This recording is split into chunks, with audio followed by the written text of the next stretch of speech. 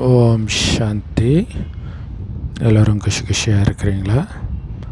4/7/2026 சாக்கார முரளி பாப்தாதா சொல்கிறாங்க, இனிமையான குழந்தைகளே, ஞானக்கடல் பாபா நமக்கு ஞானங்கிற 3வது கண்ணை கொடுக்கறதுக்காக தான் வந்திருக்கிறார். அதன் மூலமாக தான் ஆத்மா ஜோதி ஏற்றப்படுகிறது. இல்லை, இந்து மதத்தில் விளக்கேற்றுறது எவ்வளோ ஃபேமஸ் இல்லையா? ஸோ அது எல்லாமே ஆத்ம ஜோதி ஏற்றுறதுடைய நினைவு தான். ஆனால் ஆத்ம ஜோதி ஏற்றுறதுக்கு ஜோதி ஏற்றணுன்னா எண்ணெய் ஊற்றணும். அதுமாதிரி இங்கே ஞான எண்ணெய் ஊற்றணும். இந்த ஞானம்தான் 3வது கண். இதன் மூலமாக தான் ஆத்மாவின் ஜோதி ஏற்றப்படுது அப்படின்னு பாபா சொல்கிறார். கேள்வி: தந்தை செய்பவர் மற்றும் செய்விப்பவர் அப்படின்னு ஏன் சொல்கிறாங்க? அப்படி என்ன செய்கிறாரு? என்னத்தை செய்ய வைக்கிறாரு? பதில்: பாபா சொல்கிறாரு, நான் குழந்தைகளாகிய உங்களுக்கு முரளி சொல்லக்கூடிய காரியத்தை செய்கிறேன். முரளி சொல்லி மந்திரத்தை கொடுத்து உங்களை தகுதி வாய்ந்தவர்களாக ஆக்கிறேன். அதன் மூலமாக, அதாவது உங்கள் மூலமாக, இல்லை தகுதி வாய்ந்தவர் ஆன உங்கள் மூலமாகத்தான் சொர்க்கத்தின் திறப்பு விழாவை செய்ய வைக்கிறேன். நீங்கள் தூதர்களாகி அனைவருக்கும் செய்தி கொடுக்குறீங்க. நான் குழந்தைகளாகி உங்களுக்கு வழி கொடுக்குறேன். இதுதான் என்னுடைய கருணை மற்றும் ஆசீர்வாதம். ஸோ பாபா செய்கிறது எல்லாமே முரளி மூலமாக தான் செய்கிறார் இல்லையா? அந்த முரளி மூலமாக தினம் தினம் நம்மளுடைய குணத்தை மாற்றிக்கிட்டே இருக்கிறார். தகுதி வாய்ந்தவர்களாக ஆக்கிறார். திரும்ப திரும்ப இல்லையா? ஒரே விஷயத்தை திரும்ப திரும்ப படிக்கிறோன்னா போர் அடிச்சிடும். இப்போ பைபிளோ குரானோ அதில் இருக்கிறது அப்படியே படிக்க படிக்க ஒன்றும் பெருசாக இருக்காது. ஆனால் அதை தினம் தினம் வெவ்வேறு விதமாக பாபா சொல்லி நம்மளை தகுதிப்படுத்துகிறார். ஸோ தகுதியான நம்ம மூலமாகத்தான் சொர்க்கத்தின் திறப்பிழாவை செய்கிறார். ஏன்னா நம்மளை தகுதிப்படுத்தி மற்றவர்களை தகுதிப்படுத்த வைக்கிறார் நம்ம மூலமாக. ஸோ அதற்கு நம்மளை இறைத்தூதர்களை ஆக்கிறார். ஆக்கி எல்லோருக்கும் செய்தி கொடுக்க வைக்கிறார். ஸோ இதுதான் பாபாவுடைய கருணை ஆசீர்வாதம். எல்லாமே நமக்கு வழி சொல்கிறார் இல்லையா? பாடல்: அதிகாலையில் இன்று யார் வந்தது? ஓம் சாந்தி. குழந்தைங்க பாட்டு கேட்டீங்க. அதிகாலையில் யார் வரா? அதிகாலையில் எதுக்கு வருவாங்க? எழுப்புறதுக்காக வருவாங்க. அப்படி எழுப்புறதுக்காக யார் வந்தது? சுயம் பகவானே வரார், நம்மளை எழுப்புறாரு. இது ஸ்தூல உறக்கத்தில் இருந்தும் சரி, சூக்ஷ்ம உறக்கத்தில், அதாவது தேக உணர்வில் இருந்தும் சரி, நம்மளை எழுப்புறதுக்காக பாபா வரார். ஸோ அதன் மூலமாக தான் நம்முடைய 3வது கண் முற்றிலும் திறந்துடுது.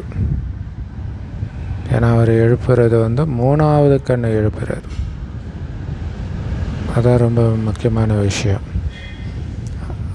இங்கே அதிகாலைன்றது சங்கமேகத்தை குறிக்குது. ஞானக்கடல் பரமபிதா பரமாத்மா மூலமாகத்தான் நம்முடைய 3வது கண் திறக்குது. வேறு யாரும் நமக்கு 3வது கண் கொடுக்க முடியாதுன்னு நேற்று கூட பாபா சொன்னார். ஸோ அதனால தான் பாபாவை ஜோதியை ஏற்றக்கூடியவர் அப்படின்னு சொல்கிறோம். ஆனால் அவர் நம்மளுடைய அப்பான்னு யாருக்கும் தெரியல. பிரம்ம சமாஜத்தை சார்ந்தவர்கள் அவர் தீபமாக ஜோதியாக இருக்கிறாருன்னு சொல்கிறாங்க.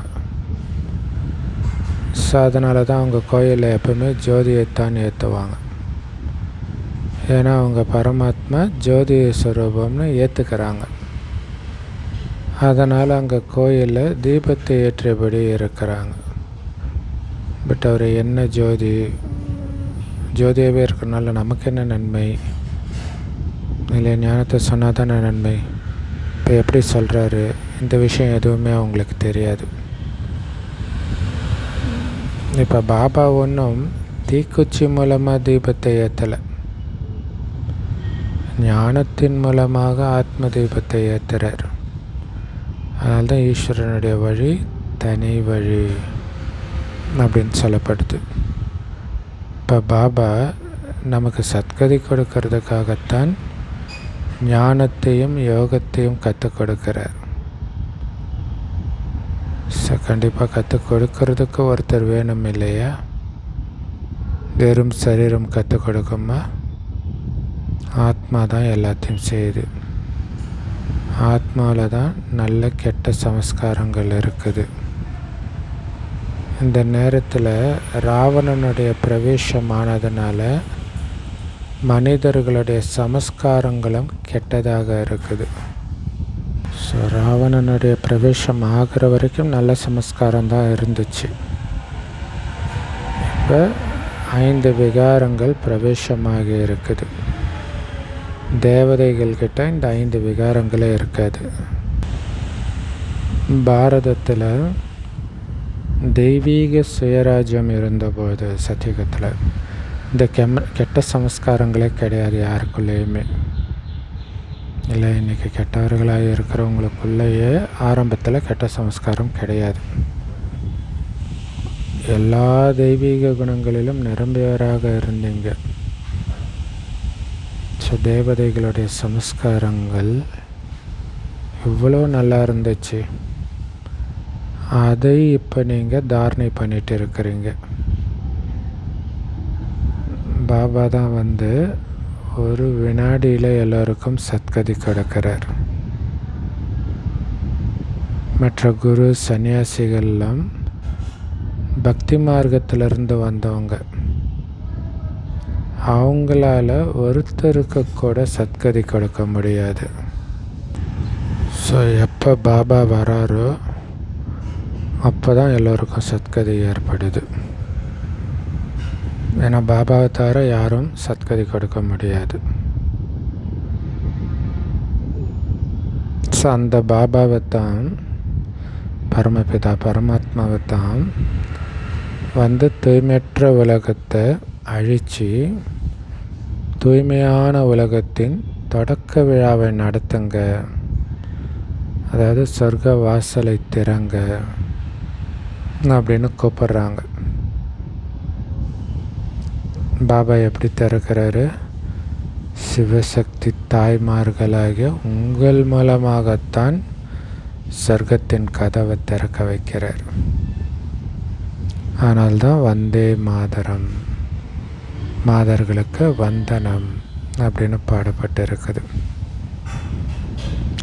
ஆனால் இந்த நேரத்தில் எந்த மாதரையும் யாரும் வணங்கிறது கிடையாது.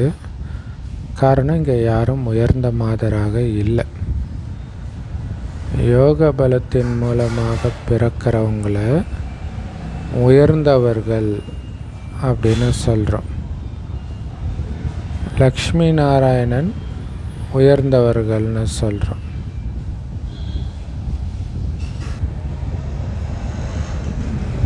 ஸோ லக்ஷ்மி நாராயணனை உயர்ந்தவர்னு சொல்கிறது காரணம் அவங்க யோக பலத்தினால பிறக்கிறாங்க. பாரதத்தில் எப்போ தேவதைகள் இருக்கிறாங்களோ அப்போ பாரதம் சிரேஷ்டாச்சாரியாக இருந்தது. ஆனால் இந்த விஷயங்கள் பாவம் மனிதர்களுக்கு தெரியாது. தெரியாமல் அவங்க ஒரு பிளான் பண்ணிகிட்டு இருக்கிறாங்க, 5 ஆண்டு திட்டம்ட்டு. காந்தி கூட ராமராஜ்யம் வேணும்னு சொன்னார். இதிலிருந்து இப்போ இருக்கிறது ராவண ராஜ்யம்னு நிரூபணம் ஆகுது. பாரதம் தூய்மையற்றதாக இருக்குது. ஆனால் ராமராஜ்யத்தை ஸ்தாபனை பண்ணுறதுக்காக எல்லைக்கு அப்பாற்பட்ட தந்தை தேவைப்படுறார். ஸோ ராமராஜ்யத்தை ஸ்தாபனை பண்ணால் தூய்மைப்படுத்தணும் இல்லையா? அதுக்கு எல்லைக்கு அப்பாற்பட்ட தந்தை சிவபாபா தான் தேவைப்படுறார். அவர் தான் ராமராஜ்யத்தின் ஸ்தாபனத்தையும் ராவண ராஜ்யத்தின் விநாசத்தையும் செய்கிறார். இப்போ ராவண ராஜ்யத்துக்கு தீப்பிடிக்க போகுது. எல்லா ஆத்மாக்களும் அஞ்ஞானத்தின் காரிருள தூங்கிட்டு இருக்கிறாங்க. ராவணராஜ்யம் எரிய போகுதுன்னு கூட தெரியாமல். நாம் கூட அப்படி தான் தூக்கத்தில் தான் இருந்தோம். பாபா தான் வந்து நம்மளை எழுப்பியிருக்கிறார். ஏன்னா பக்தி இரவு முடிஞ்சிடுச்சு, பகல் தொடங்குது அப்படின்னு நம்ம தெரிஞ்சுக்கிட்டோம். இரவு முடிஞ்சு இப்போ பகல் வந்துட்டு இருக்குது. சங்கமிகன்றது அதிகாலை நேரம், சத்தியுகம் தான் பகல் இல்லையா? பாபா இந்த சங்கமிகத்தில் வந்துட்டார். குழந்தைங்களுக்கு தெய்வீக பார்வை கொடுக்கிறார் மற்றும் ஞானத்தின் 3வது கண்ணை கொடுக்கிறார். அதன் மூலமாக நீங்கள் முழு உலகத்தையும் தெரிஞ்சுக்கிட்டீங்க. 3 உலகத்தையும் தெரிஞ்சுக்கிட்டோம். இந்த ஸ்தூல உலகத்தின் முதலிட கடையை பற்றியும் தெரிஞ்சுக்கிட்டோம். இது உருவாக்கப்பட்ட அழிவற்ற நாடகம்னு தெரிஞ்சுக்கிட்டோம். ஸோ இது சுற்றிக்கிட்டே தான் இருக்கும். கலியுகம் முடிஞ்சால் சத்தியுகமாக கண்டிப்பாக மறுபடியும் சத்தியுகம் வரும் அப்படிங்கிறது நம்மளுடைய புத்தியில் ஆழமாக பதிஞ்சிடுச்சு. அப்படி பதிஞ்சால் தான் வரக்கூடிய துக்கம் எல்லாமே அடுத்த சுகத்தை எடுத்துகிட்டு வரப்போகுது அப்படிங்கிற அந்த சந்தோஷத்தில் அந்த துக்கம் உங்களுக்கு துக்கமாக அனுபவமாகாது. பாருங்கள், இப்போ நீங்கள் எவ்வளோ விழிப்புணர்வோடு இருக்கிறீங்க, விழிப்படைஞ்சிட்டீங்க. முழு உலகமும் தூங்கிட்டு இருக்குது. ஸோ இப்போ குழந்தைகளாகி உங்களுக்கு முழு உலகத்துடைய முதலிடை கடைசி பற்றியும் தெரியும். அதாவது முக்கால ஞானமும் தெரியும். அதேமாரி மூலவதனம், சூக்ஷ்மவதனம், ஸ்தூலவதனம், இந்த 3 உலகங்கள் பற்றியும் தெரியும். மற்றபடி முழு உலகமும் இப்போ கும்பகர்ண உறக்கத்தில், அதாவது அஞ்ஞான உறக்கத்தில் தூங்கிட்டு இருக்குது. எதை பற்றியும் தெரியல, தெரிஞ்சிக்கவும் விரும்பலை. எல்லோரையும் தூய்மையாக்குபவர் யார், பதித பாவனர் யார் அப்படின்னு யாருக்குமே தெரியாது. தெரியாமலே பதித்த பாவனா வாங்கன்னு கூப்பிட்றாங்க. வந்தால் மட்டும் எப்படி கண்டுபிடிப்பாங்க யாருன்னே தெரியாமல்? ஸோ சிருஷ்டியின் முதலிடை கடைசியின் ரகசியத்தை புரிய வைங்க அப்படின்னு சொல்கிறது கிடையாது. இதன் மூலமாக தான் தூய்மை ஆக்க முடியுன்றது அவங்களுக்கு தெரியாது.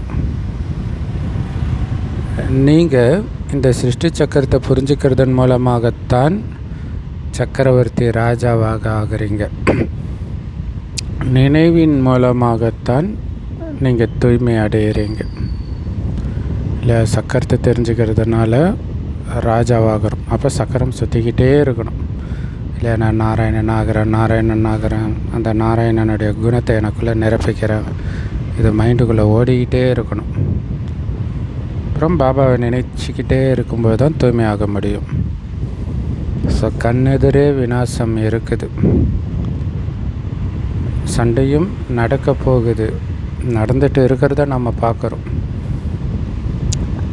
அதேமாதிரி நிலநடுக்கம், சுனாமி, எல்னினோ, எல்லா விதமான இயற்கை சீற்றத்தையும் பார்த்துட்ருக்குறோம். இல்லை, சுனாமி, எல்னினோன்ற வார்த்தையெல்லாம் இப்போ தான் நம்ம கேள்வியே படுறோம். மற்றபடி கௌரவர்களுக்கும் பாண்டவர்களுக்கும் இடையில் சண்டை நடக்கலை. பாண்டவர்கள் யாருன்னு கூட யாருக்கும் தெரியாது. நாம் தான் பாண்டவர்கள். பாபா என்ன நமக்கு சண்டை போடவா கற்றுக் கொடுக்குறாரு? ஸோ அதனால் இங்கே அந்த ஸ்தூல சண்டை போடுற மிலிட்டரிலாம் கிடையாது.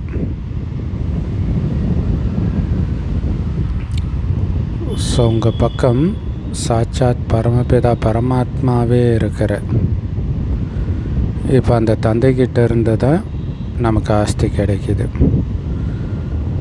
கிருஷ்ணருடைய ஆத்மா கூட 84 பிறவி அனுபவிச்சுட்டு இப்போ மறுபடியும் பாபா கிட்டேருந்து ஆஸ்தி எடுத்துகிட்டு இருக்குதுன்னு நீங்கள் புரிஞ்சுக்கிறீங்க. உலகத்துடைய வரலாறு புவியியல் மறுபடியும் நடக்குது. இல்லை, மீண்டும் அந்த உலக ராஜ்யத்தை அடையிற பார்ட்டு நடக்குது. இப்போ குழந்தைகளாகிய நீங்கள் விநாசத்துக்கு முன்னாடி கண்டிப்பாக சதோபிரதானம் ஆகணும். ஸோ எப்போ விநாசம் ஆகும் தெரியாது, ஆனால் அதுக்கு முன்னாடி சதோபிரதானம் ஆகிடணும். இல்லாட்டினா ஷாக் ஆகிடுங்க இல்லையா? இப்போ இறக்குறது கூட எப்போ இறக்குறாங்கன்னு யாருக்குமே தெரியாது தானே. அதான் பாபா சொல்கிறார், நீங்கள் இறந்துட்டால் உலகமே அழிஞ்ச மாதிரி தானே.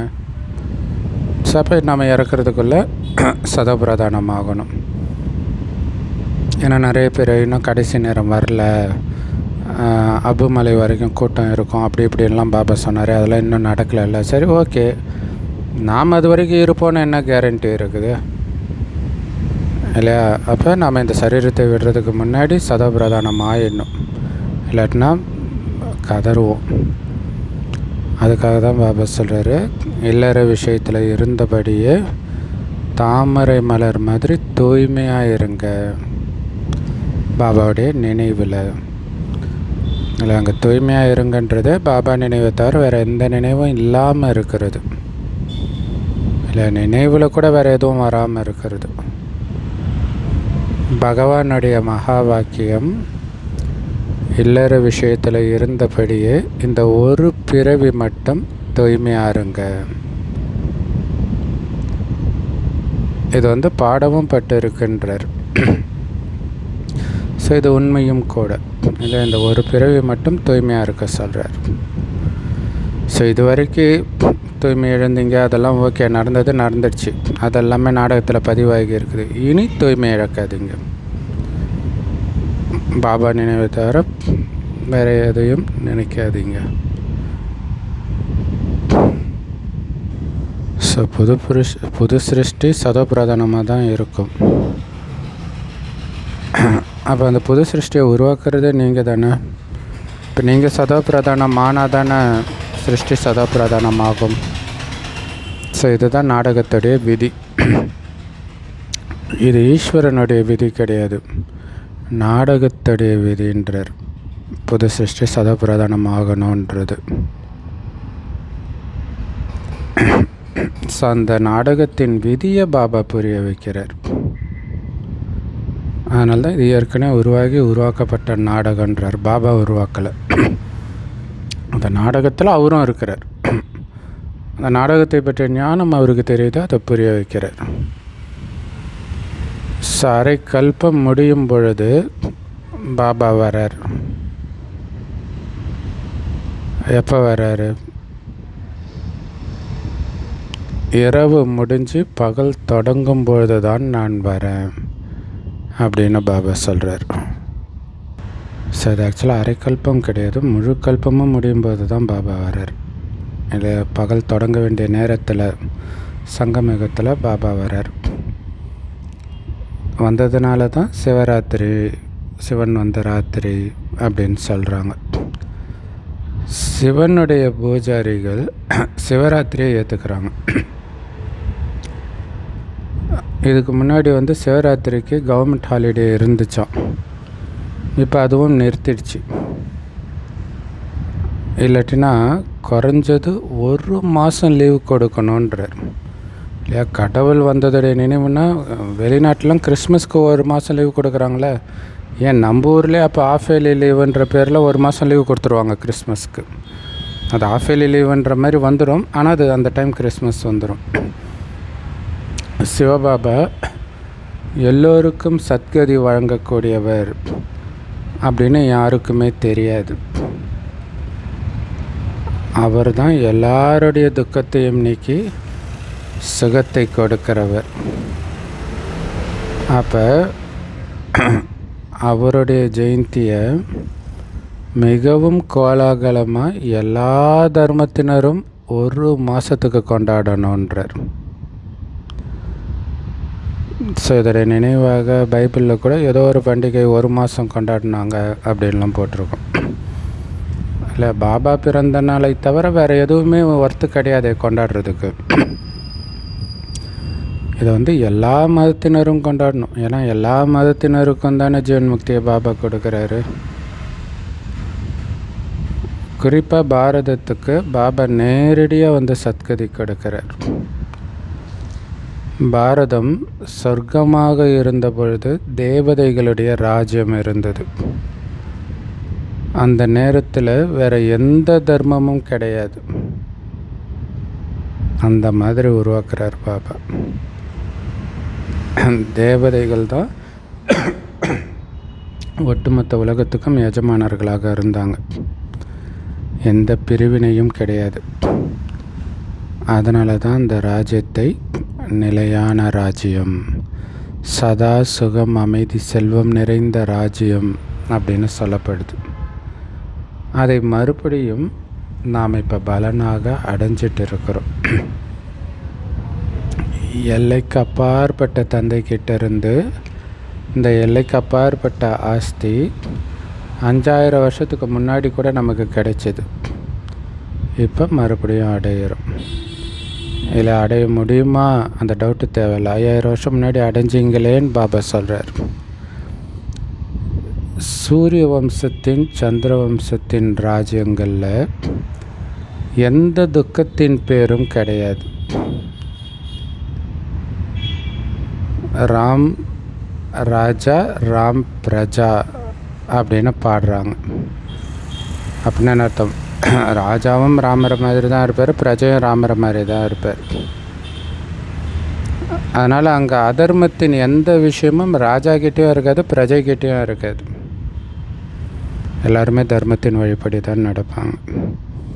அதனால தான் அங்கே எந்த துக்கத்தின் பேரும் இருக்காது. பாபா உங்களுக்கு பிரம்மா விஷ்ணுவை பற்றியும் அவங்களுக்கு இடையில் என்ன சம்பந்தம் அப்படிங்கிறத பற்றியும் புரிய வைக்கிறார். அவங்க பிரம்மாவின் தொப்புல இருந்து விஷ்ணு தோன்றியதாக காட்டுறாங்க. ஸோ இது எவ்வளோ அதிசயமான படம் இல்லையா? அதில் நிறைய ரகசியம் ஒளிஞ்சு இருக்குது. அது ஆச்சரியமாக இருக்குது இல்லையா? அந்த படம் பக்தியில் தோன்றியது, ரெண்டும் ஒரே ஆத்மா அப்படிங்கிறத நிரூபிக்கிற படம் அது. இந்த லக்ஷ்மி நாராயணன் தான் இறுதியில் பிரம்மா சரஸ்வதியாக மாறுறாங்க. அதாவது ஜெகதம்பா ஜெகத்பிதாவாக மாறுறாங்க. அவங்க 2 பேர் தான் மறுபடியும் விஷ்ணுவாக, அதாவது லக்ஷ்மி நாராயணனாக ஆகிறாங்க.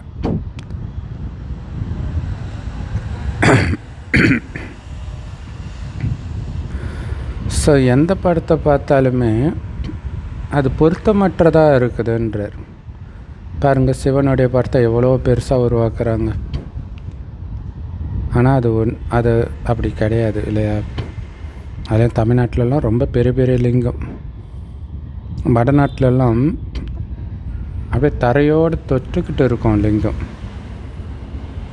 கீழே குனிஞ்சு தான் அதுக்கு பூஜை பண்ணணும். ஆனால் இங்கே என்ன பண்ணுறாங்க, ஏணியில் ஏறி போய் அபிஷேகம் பண்ணுறாங்க. ஸோ பக்தியின் காரணமாகத்தான் பெருசாக உருவாக்கிட்டாங்க. ஏன்னா பக்தினாலே பாவனை தானே. இன்னொன்று புள்ளிக்கு எப்படி பூஜை பண்ண முடியும்?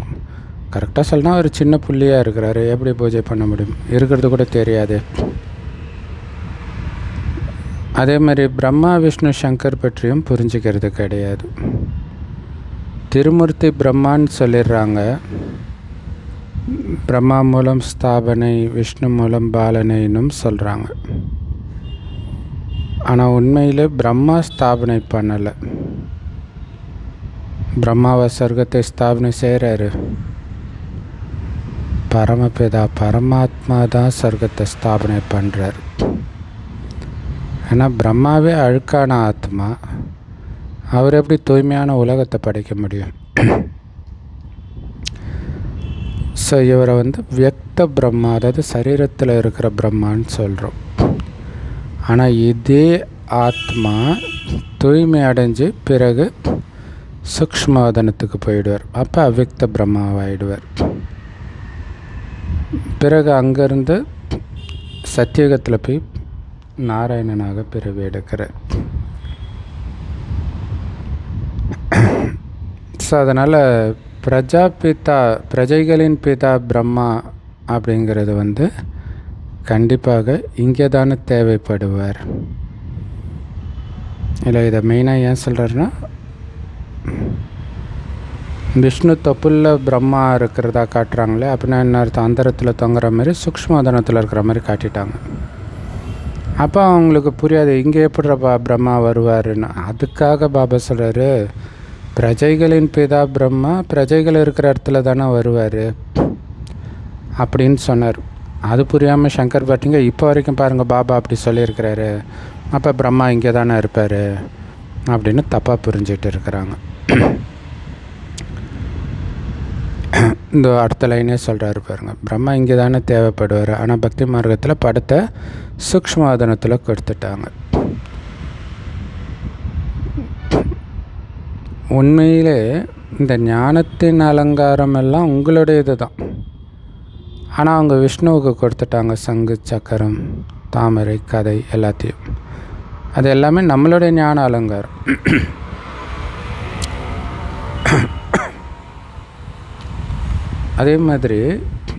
அதே மாதிரி தான் பிரம்மாவை வந்து சூக்ஷ்மவதனத்தில் காட்டிட்டாங்க, இங்கே இருக்கிறாருன்றதுக்கு பதிலாக. இன்னொன்று கீழே விஷ்ணு படுத்துட்டு இருக்கிறாரு, அப்புறம் அவரை எங்கே காட்ட முடியும்? அதுவும் ஒன்று இருக்குது இல்லையா?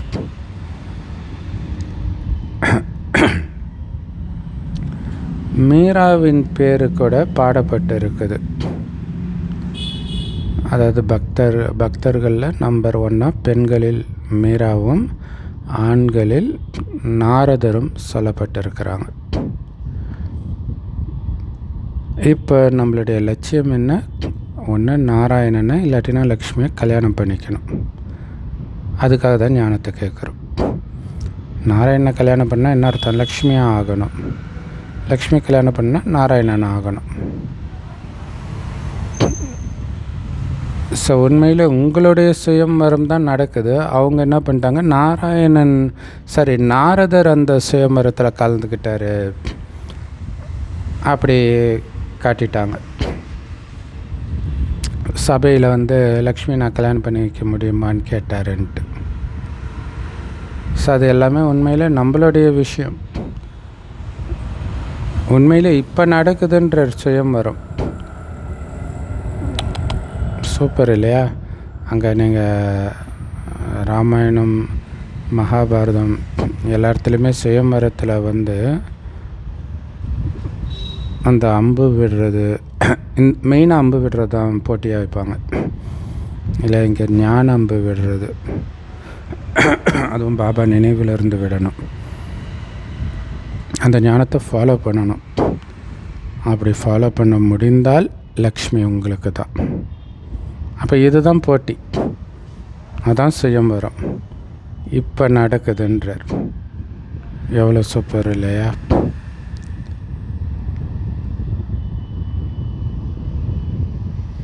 ஏன்னா இப்போ தானே நீங்கள் லக்ஷ்மியை கல்யாணம் பண்ணுறதுக்கு தகுதி வாய்ந்தவராக ஆகிட்டு இருக்கிறீங்க இல்லையா? இப்போவே தகுதி வாய்ந்தவராக ஆகிறோம். போட்டியும் இப்போவே நடந்துக்கிட்டே இருக்குது இல்லையா? ஞானமும் இப்போயே தான் படிக்கிறோம், டெஸ்ட் பேப்பரும் இப்போயே தானே வருது. மற்றபடி அதெல்லாம் பக்தி மார்க்கத்தின் கதைகள். ஸோ மற்றபடி லக்ஷ்மியோ அல்லது நாராயணனோ கல்யாணம் பண்ணுறதுக்காக முயற்சி பண்ணுறதெல்லாம் இப்போ தான் நடந்துகிட்டு இருக்குது. அவங்க காட்டின மாதிரி நாரதர் வந்து சபையில் கேட்டதெல்லாம் வெறும் கதை தான், பக்தி மார்க்கத்தின் கதை தான். ஏன்னா லக்ஷ்மி இருக்கிறதோ சத்தியுகத்தில், பக்தர் நாரதர் இருக்கிறதோ துவாபர யுகத்தில். ஸோ எப்படி துவாபர யுகத்தில் வந்து லக்ஷ்மியை கல்யாணம் பண்ணிக்க முடியும்? அல்லது சத்தியுகத்துக்கு எப்படி நாரதர் வர முடியும்? ராதாகிருஷ்ணருடைய பேர் தான் சுயம்பரத்துக்கு பிறகு லக்ஷ்மி நாராயணன்னு மாற்றப்படுது. இது கூட பாரதவாசிகளுக்கு தெரியாது. அப்போ எவ்வளோ அஞ்ஞான இருளில் இருக்கிறாங்க. தந்தை நன்மை செய்பவர், அவரை மாதிரியே உங்களையும் கூட நன்மை செய்பவராக மாற்றுறார். ஸோ அதனால் இதை மற்றவங்களுக்கும் நாம் எப்படி புரிய வைக்கிறது அப்படின்னு மனன சிந்தனை, ஞான சிந்தனை பண்ணணும் இல்லையா? பாபா சொல்கிறாரு, இதை எப்படியெல்லாம் இன்ட்ரெஸ்டாக புரிய வைக்கலாம் அப்படின்னு சிந்தனை பண்ணணும்.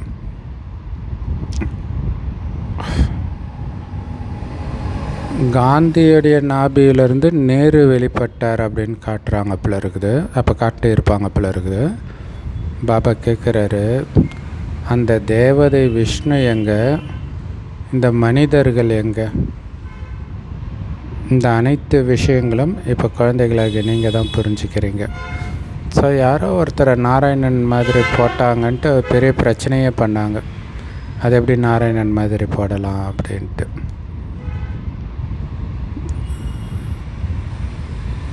ஸோ இதெல்லாம் நீங்கள் தான் புரிஞ்சுக்கிறீங்க. அதனால தான் உங்களுக்கு வரிசைக்கிரமமாக குஷி இருக்குது. எந்த அளவுக்கு புரிஞ்சுக்கிறீங்களோ, எந்த அளவுக்கு அதோடைய அந்த சிந்தனையில் இருக்கிறீங்களோ அந்த அளவுக்கு குஷி இருக்குது. எல்லைக்கு அப்பாற்பட்ட தந்தை நமக்கு இந்த ஞானத்தை சொல்லி கொடுத்துட்டு இருக்கிறார்.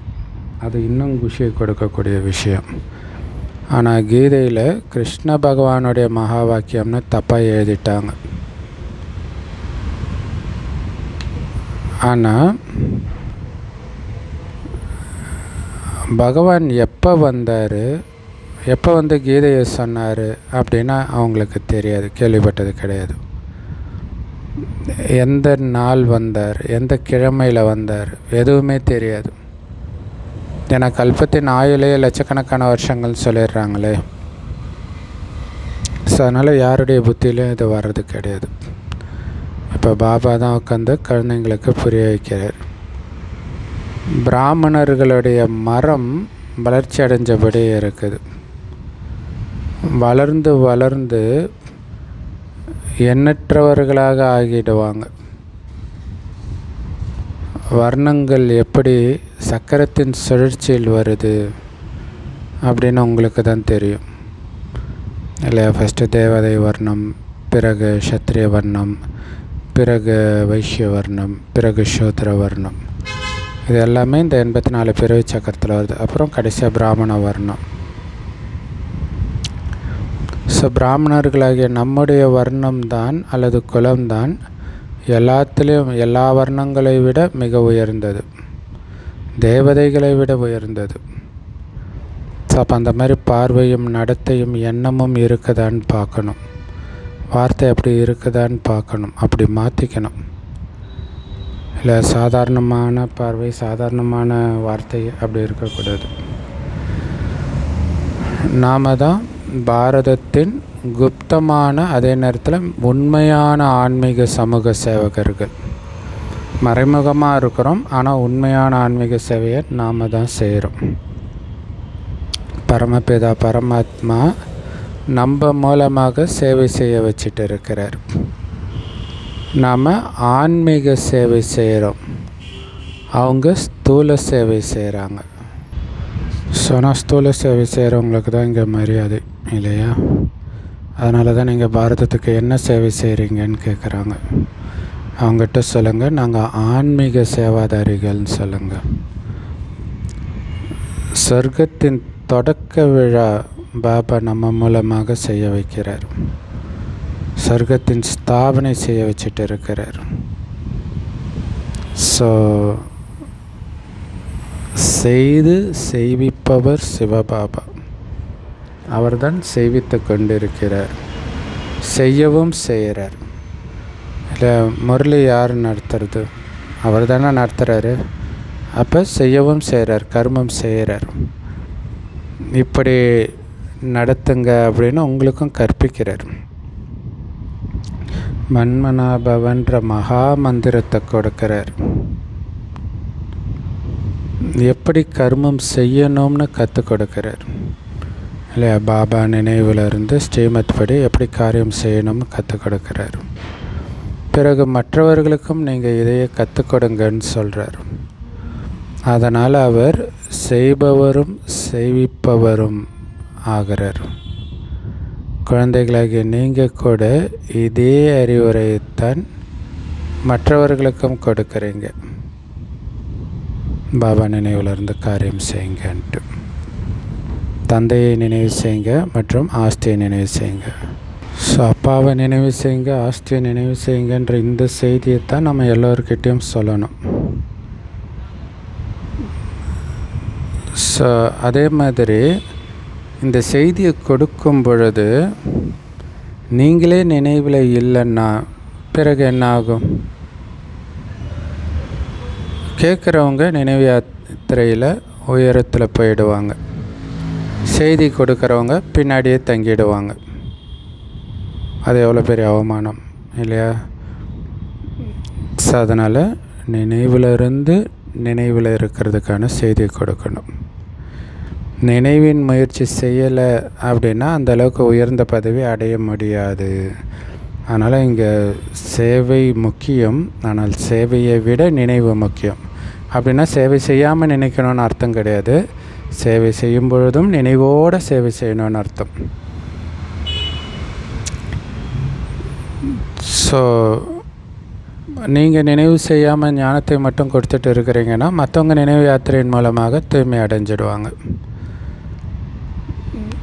எப்படி பாபா பந்தனத்தில் இருக்கிறவங்களுடைய உதாரணத்தை சொல்லுவார் இல்லையா? அவங்க பந்தனத்தில் சிக்கிட்டு இருந்தாலும் அந்த ஒவ்வொரு அடியும் அவங்களுக்கு பாபாவையே ஞாபகப்படுத்தும். பாபா உன்னை எப்போ தான் பார்ப்பணும் அப்படின்னு உருகி உருகி நினைப்பாங்க. ஸோ இதனாலே அவங்க உயர்ந்த பதவியை அடைஞ்சிடுவாங்க. அதான் பாபா சொல்கிறார், பந்தனத்தில் இருக்கிறவங்க அதிகமாக நினைவில் இருக்கிறாங்கன்றார். மதுபனில் பாபா கூடவே இருக்கிறவங்கள விட பந்தனத்தில் இருக்கிற தாய்மார்கள் அதிகமாக பாபாவை நினைக்கிறாங்களாம். ஸோ பாபா ஒரு முறை கூட பார்த்துருக்க மாட்டாங்க. ஆனாலும் லெட்ரு எழுதுகிறாங்க பாபாவுக்கு, பாபா நாங்கள் உங்களுடையராக ஆகிட்டோம், நாங்கள் கண்டிப்பாக தூய்மையாக இருப்போம் அப்படின்ட்டு. அப்போ எவ்வளோ நினைவில் எவ்வளோ வைராக்கியமாக இருக்கிறாங்க பாருங்கள். குழந்தைகளாகி உங்களுக்கு பாபா மேலே அன்பான புத்தி இருக்குது. ஸோ அந்த அன்பின் ஆதாரத்தில் தான் உங்களுடைய மாலை உருவாகுது. ஸோ விஷ்ணுவின் மாலையிலும் சரி, ருத்ராட்ச மாலையிலும் சரி, மேலே இருக்கிறது மேரு. மாலை எடுக்கும்போது முதல்ல மலர் மற்றும் அந்த 2 மணிகள் அதுதான் கையில் வருது. அதை தான் நமஸ்காரம் செய்வாங்க. பிறகு இருக்கிறது மாலை, அது உங்களுடைய மாலை. ஏன்னா நீங்கள் பாரதத்தை சொர்க்கமாக்குறீங்க இல்லையா? அதனால் இது உங்களுடைய நினைவு சின்னம். இந்த மாலை பாபா இந்த கீதா யஜ்யத்தை படைத்தார். இதில் முழு பழைய உலகமும் ஸ்வாகா ஆக போகுது, அழிய போகுது அல்லது அர்ப்பணமாக போகுது. தந்தை மிகவும் அன்பானவர். உங்களுக்கு எதிர்காலத்துக்காக 21 பிறவிக்கு சுகத்தின் ஆஸ்தியை கொடுக்கிறார். ஸோ சத்தியுகத்தில் 8 பிறவி, திரேதாயுகத்தில் 12 பிறவி, 2 சேர்த்தா 20 பிறவி தான் வருது. அப்போ எப்படி 21 பிறவி? அதுவும் எதிர்காலத்தில் 21 பிறவி. ஏன்னா ஒரு சிலர் சங்கமயுகத்தை ஒரு பிறவியும் சேர்த்து சொல்கிறாரு அப்படின்னு சொல்லுவாங்க. ஏன்னா சங்கமயுகம் கலியுகம் சத்தியுகம் 2 இணையிறதுன்றார். பாபா சொல்கிற மாதிரியே வாழ்ந்தால் இது சத்தியுகத்தை விட உயர்ந்த பிறவி இல்லையா? ஆனால் எதிர்காலத்திற்காக 21 பிறவின்றார்னா இப்போ கிடையாது, சங்கமயுகம் கிடையாதுன்னு வந்துடுது. ஸோ அப்போ எப்படி 21 பிறவி வரும் அப்படிங்கிறதுக்கு வரலட்சுமி சிஸ்டர் சூப்பராக சொன்னாங்க. சத்தியுகம் திரேதாயுகம் முடிந்து துவாபரயுகத்தின் முதல் பிறவியிலேயே விக்ரமாதித்த மகாராஜாவாக பிரம்மா பாபா பிறக்கிறார். அவ்வளோ செல்வம் இல்லை, கோயிலெலாம் கட்டுறார். அப்போ அந்த செல்வம் அவருக்கு எப்படி வந்தது? எப்போ செய்த கர்மத்தின் பலனாக கிடைக்கிது? ஏன்னா சத்தியுகத்தில் பண்ணுறதெல்லாம் அகர்மா, அதற்கு பலன் கிடையாது. அப்போ அந்த துவாபரகத்தின் முதல் பிறவியும் சேர்த்து தான் பாபா 21 பிறவின்னு சொல்கிறாரு அப்படின்னு சொன்னாங்க. ஸோ லாஜிக்காக அதுவும் கரெக்டாக தான் இருக்குது. சரி, உங்களுக்கு என்ன தோணுது அப்படிங்கிறத கமெண்ட்டில் போடுங்க.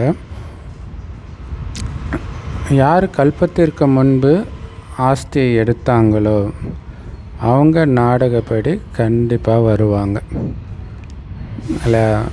அதான் ஆச்சரியம். தானாகவே எனக்கு தோணிச்சு நான் வந்தேன்னுலாம் சொல்கிறவங்க இருக்கிறாங்க. கரெக்டாக என்னுடைய சைக்கிள் பிரம்மகுமாரி சென்டர் வாசலில் நிற்கும், பார்ப்பேன், ஒரு தயக்கமாகவே இருக்கும், போவேன். ஸோ இப்படியே ஒரு வாரம் ஒரு மாதம் போய் அப்புறம் ஒரு நாள் என்ன தான் ஆகுது உள்ளே போய் பார்த்துடலாம் அப்படின்ட்டு போனேன்னு சொன்னவங்கெல்லாம் இருக்கிறாங்க. ஸோ அதான் சொல்கிறல, நாடகப்படி கண்டிப்பாக வருவாங்க. குழந்தைகளே, சுகதாமத்துக்கு போகணும்னா தூய்மை அடையணும்னு பாபா சொல்கிறார். தூய்மை அடையாமல் சுகதாமத்துக்கு போக முடியாது. எப்படி தூய்மை அடையிறது? பாபாவை நினைக்காமல் தூய்மை அடைய முடியாது. ஸோ அதனால் பாபா சொல்கிறாரு, என்னை நினைவு மட்டும் செய்யுங்க, மற்றபடி எனக்கு கருணை காட்டுங்க, உதவி செய்யுங்கன்னெலாம் வேண்ட வேண்டிய அவசியம் கிடையாது. அது பக்தி மார்க்கத்தின் குணம். அது இங்கே தேவையில்லை. நாடகப்படி எல்லாமே கரெக்டாக நடக்கும்ட்டார். நாம் இங்கே பாபாவை நினைக்கிறது எதிர்கால ஆஸ்திக்காக, இப்போதைக்கு கிடையாது. அதை புரிஞ்சுக்கணும். ஸோ அதனால் இப்போ இருக்கிற கஷ்டத்திற்காகலாம் பாபாவை நம்ம கூப்பிட தேவை கிடையாது இல்லையா? பாபா நினைவில் அனைத்தையும் மறக்கணும். நான் அனைவருக்குமே உதவி செய்கிறேன், ஆனால் முயற்சி நீங்கள் தான் பண்ணணும் இல்லை? முயற்சி ஒரு அடி எடுத்து வச்சிங்கன்னா அதுக்கப்புறம் அவர் உதவி கிடைக்கும். ஆனால் முதல் அடி நீங்கள் தான் எடுத்து வைக்கணும். அதான் தைரியன்றார். மற்றபடி ஆசீர்வாதத்தின் விஷயமெல்லாம் கிடையாது. என்னை மட்டும் நினைவு செய்யுங்கன்னு பாபா சொல்கிறார். ஸோ நினைவு செய்கிறது உங்களுடைய வேலை. அதை நீங்கள் தானே பண்ணி ஆகணும். இப்படி நினைவு செய்யுங்கன்னு வழி கொடுக்குறார் இல்லையா? அதுதான் பாபா காட்டுற கருணை. மற்றபடி நீங்கள் சாப்பிடுங்க, குடிங்க, சுற்றுங்க, ஆனால் நினைவு கட்டாகாமல் பார்த்துக்கோங்க. அவ்வளோதான். இங்கே கொடுக்கப்பட்ட கட்டளை நினைவு மறக்காமல் இருக்கணும். அதேமாதிரி தூய்மையான உணவு தான் சாப்பிட்ணும். ஏன்னா நம்ம தேவி தேவதை ஆகிறோம் இல்லையா? அங்கே தேவதைகள் பூண்டு வெங்காயமாக சாப்பிடுவாங்க, அங்கே பூண்டு வெங்காயம்லாம் இருக்காதுன்றார். ஸோ அப்போ இங்கேயே அந்த பழக்கத்தை விட்டுடணும். ஏன்னா இந்த பொருட்கள் அங்கே இருக்காது, இந்த விதையே இருக்காதுன்றார். விதை மூலமாக தானே வரும். ஸோ பூண்டு வெங்காயம் இதற்கான விதை கூட அங்கே இருக்காதுன்றார். சத்தியுகத்தில் நோயெல்லாம் ஏற்படாது அப்படின்னு சொல்கிற மாதிரி பூண்டு வெங்காயமும் இருக்காது இல்லை? சத்தியுகத்தில் நோய் ஏற்படாதுன்னா நோய் கிருமியும் அங்கே இருக்காதுன்னு தானே அர்த்தம். இப்போ பாருங்கள் எவ்வளோ நோய்கள் வெளிப்பட்டு இருக்குது. அங்கே தமோ குணம் நிறைந்த எந்த பொருளுமே இருக்காது. எல்லா பொருட்களுமே அங்கே சதோப்பிரதானமாக தான் இருக்கும். ஆனால் இங்கே பாருங்கள், மனிதர்கள் என்னென்ன பொருளை எல்லாம் சாப்பிட்றாங்க. ஸோ அதற்கேற்ப நிறைய நோயும் வருது. பாபா சொல்கிறாரு, தூய்மையான உணவு சாப்பிடுங்க, என்னை மட்டும் நினைவு செய்யுங்க, மற்ற தொடர்புகளெல்லாம் விட்டுட்டு என்னோட மட்டும் உங்களுடைய புத்தியின் தொடர்பை இணைச்சிங்கன்னா நீங்கள் தூய்மையாகிடுவீங்க. தூய்மையானால் தான் சொர்க்கத்துக்கு வர முடியும். எந்த அளவுக்கு தூய்மையாகிறீங்களோ அந்த அளவுக்கு உயர்ந்த பதவியை அடைவீங்க. நல்லது. அற்புதமான முறையில் கொடுத்த அன்பான தாய் தந்தை பாப்தாதாவுக்கு அன்பு நினைவுகள் மற்றும் காலை வணக்கம். பாபா சொல்கிறாங்க, ஸோ கடந்தது கடந்து போச்சு. ஸோ அதை திரும்ப புத்தியில் எடுத்துகிட்டு வராமல் அதை மறந்து முற்றுப்புள்ளி வச்சுட்டு இல்லற விஷயங்களை இருந்தபடியே சதோ பிரதானமாகிறதுக்கான முயற்சி பண்ணணும். இல்லை எவ்வளோ நாள் எப்படி வேணாலும் இருக்கட்டும், இன்னையிலேருந்து நான் பக்காவாக இருக்க போகிறேன். அமிர்தாவில் ஏந்திரிக்கிறதா தூங்குற வரைக்கும் பாபா சொன்ன ஸ்ரீமத் படி தான் எல்லாம் நடப்பேன் அப்படின்னு இருந்தால் தான் சதோபிரதானம் ஆக முடியும். ஏன்னா விநாசம் ஆகிறதுக்கு முன்னாடி கண்டிப்பாக தூய்மை அடைஞ்சே தீரணும். பாரதத்தை சொர்க்கமாக்கணுன்னா இந்த உண்மையிலும் உண்மையான சேவையில் மும்முரமாக இருக்கணும் இல்லை? உலகத்தையே சொர்க்கமாக்குறதுனா சாதாரண விஷயம் கிடையாது இல்லை? அதேமாதிரி சாப்பிட்றது குடிக்கிறது எல்லாமே ரொம்ப சுத்தமாக இருக்கணும். தூய்மையான உணவு தான் நீங்கள் சாப்பிடணும். வரதானம் ஸ்தூல காரியங்களை செஞ்சுட்டு இருந்தாலும் மனதின் மூலமாக உலக மாற்றத்திற்கான சேவை செய்யக்கூடிய பொறுப்புள்ள ஆத்மா ஆகுங்கள். அதுக்கு விளக்கம், நீங்கள் எந்த ஸ்தூல காரியத்தை செஞ்சாலும் நான் உலக மேடையில் உலக நன்மைக்கான சேவைக்கு பொறுப்பாக இருக்கிறேன் அப்படின்ற நினைவு மட்டும் சதா இருக்கணும். அதான் லைட் ஹவுஸ் மைட் ஹவுஸ் சொல்கிறாரு இல்லையா? ஸோ உலகத்துக்கே ஒளியை, சக்தி ஒளியை கொடுத்துக்கிட்டே இருக்கிறேன். ஏன்னா உலகமே அஞ்ஞான இருளில் இருக்குது. ஸோ இந்த ஞான ஒளியை நான் கொடுக்கணும், இதுக்கு நான் கருவியாக இருக்கிறேன் அப்படிங்கிறது சதா ஞாபகம் இருக்கணும். இல்லை ஒரு செகண்டு பவர் கட் ஆனாலே எவ்வளோ டென்ஷன் ஆகிறாங்க. அதே மாதிரி தான் இந்த பவரும் இல்லையா? இது ரொம்ப ரொம்ப முக்கியமானது. ஆனால் அவங்களுக்கு இது ஸ்தூலமாக உணர முடியாது. ஸோ அதனால் எனக்கு உயர்ந்த மனதின் மூலம் அல்லது எண்ணத்தின் மூலம் உலகத்தை மாற்றுற பணியின் மிகப்பெரிய பொறுப்பு கிடைச்சிருக்குது அப்படிங்கிற நினைவு இருந்துச்சுன்னா அலட்சியம் இருக்காது, நேரத்தை வீணடிக்க மாட்டீங்க இல்லையா? ஏன்னா மனம் வீண் விஷயத்தில் ஈடுபடலைனா தான் உலகத்தை மாற்றுற சேவை பண்ண முடியும், தூய்மையாக்கிற சேவை பண்ண முடியும். அப்போ இது ஒரு மிகப்பெரிய பொறுப்பு பாபா எனக்கு கொடுத்துருக்கிறார் அப்படின்னு தெரிஞ்சால் நேரத்தை வீணாக்க மாட்டீங்க, அலட்சியம் இருக்காது. அலட்சியம் இல்லாமல் பாபாவை நினைப்பீங்க. ஸோ அதனால் ஒவ்வொரு நொடியும் விலை மதிப்பற்றதுன்னு உணர்ந்து, இல்லை ஐசியூவில் இருக்கிறவங்களுடைய ஒரு நொடியும் டாக்டர் என்னாச்சு டாக்டர் என்னாச்சுன்னு கேட்டுக்கிட்டே இருப்பாங்க. ஸோ டாக்டர் அவ்வளோ அலர்ட்டாக இருக்கணும், டாக்டர் நர்ஸ் எல்லாமே. ஸோ அந்த மாதிரி ஐசியூவில் இருக்கிறாங்க ஒட்டுமொத்த உலகமும் உங்களுடைய எண்ணத்தின் மூலமாக உங்களை காப்பாற்றுறீங்க.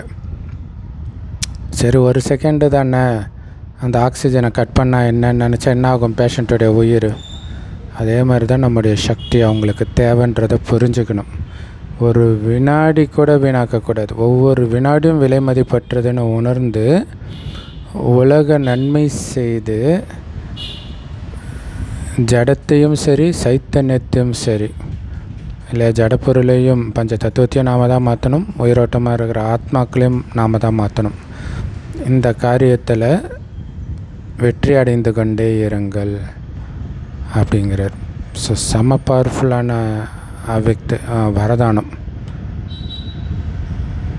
ஸ்லோகன். இப்போ மாயையோடு சண்டை போடுற போர் வீரன் ஆகிறதுக்கு பதில் நிரந்தர யோகியாக மாறுங்க. இல்லை மாயை அவங்கக்கிட்ட வந்தாலே ஓடி போயிடணும். யோகத்தில் மூழ்கி இருக்கிறவங்கக்கிட்ட மாயை என்ன பண்ண முடியும்? ஸோ அதனால் போர் வீரன் ஆகாதீங்க, நிரந்தர யோகி ஆகுங்க. அவ்யக்தேஸ்வரா ஜுவால ஸ்வரூப ஸ்திதியில் இருந்துக்கிட்டு சக்திசாலி நினைவின் அனுபவம் செய்யுங்கள். அதுக்கு விளக்கம் எப்படி? இப்போ துக்கமான ஆத்மாக்களுடைய மனசில் உலகம் அழியட்டும், உலக அழிவு சீக்கிரமாக வரட்டும் அப்படின்ற சத்தம் கேட்க ஆரம்பிச்சிடுச்சு. அதேமாதிரி உலகத்துக்கு நன்மை செய்யக்கூடிய ஆத்மாக்களாகிய உங்கள் மனசில் சீக்கிரமாக எல்லாருக்கும் நன்மை நடக்கணுன்ற எண்ணம் எப்போ வருதோ அப்போ தான் முடிவு ஏற்படும்ன்றார். அவங்க உலகம் அழியட்டோன்னு நினைக்கிறாங்க, ஆனால் உலகத்துக்கு எல்லாருக்கும் நன்மையாகணும், சத்கதி அடையணுன்ற எண்ணம் உங்களுக்கு நான்ஸ்டாப்பாக வரும் பொழுது தான் உலக அழிவு ஏற்படும்ன்றார். ஏன்னா விநாசம் செய்கிறவங்களுக்கு உலகத்துக்கு நன்மை செய்யக்கூடிய ஆத்மாக்களாகிய உங்களுடைய சங்கல்பத்தின் தூண்டுதலும் தேவைப்படுது. உலகம் அழியணும்னு நினைக்கிறவங்க சங்கல்பம் ஒரு பக்கம் இருக்கிற மாதிரி சொர்க்கம் வரணுன்ற உங்களுடைய சங்கல்பமும் அவங்களுக்கு தேவைப்படுது. ஸோ அதனால் எப்போவுமே எவரடியாக பவர்ஃபுல்லான சங்கல்பத்தின் மூலமாக ஜுவாலா வடிவ யோகத்தினால் விநாச ஜுவாலையை தீவிரப்படுத்துங்கள். இல்லை நாம் தூய்மையாகிறோம், சொர்க்கத்துக்கு போகணும், இதுதான் நம்மளுடைய எண்ணமாக இருக்குது. ஆனால் சொர்க்கம் வரணும், இப்போ உடம்பு நல்லா ஆகணும்னா உடம்புல இருக்கிற நோய்க்கிருமி அழிஞ்சால் தான் நல்லாகும். இல்லை நாம் உடம்பு நல்லா ஆகணும்னு மட்டும்தான் நாம் நினைக்கிறோம். அதே மாதிரி தான் உலகம் சொர்க்கமாகணும்னு நாம் நினைக்கிறோம், அதுக்கு முன்னாடி உலக அழிவும் இருக்குது. ஸோ அப்போ சீக்கிரமாக உலக அழிவும் அந்த ஜுவாலை தீவிரமாகுன்றார். எப்போ? உங்களுடைய நினைவு ஜுவாலா ரூபத்தில் இருக்கும் பொழுது. ஸோ அதுக்கு எப்போவுமே எவர் ரெடியாக இருக்கணும். எப்போவுமே அந்த நினைவு தீ எரிஞ்சிக்கிட்டே இருக்கணும். அதனால தான் தீச்சட்டி சுமந்துட்டு இருக்கிற மாதிரி அம்மன் சிலைகள்லாம் இருக்கும். ஸோ வரதானம், ஸ்லோகன், அவ்யக்தேஸ்வரா 3மே ரொம்ப பவர்ஃபுல்லாக இருக்குது. Om Shanti. Love you Bapdada. Thank you Bapdada. குஷியாக இருங்க, குளிர்ச்சியாக இருங்க.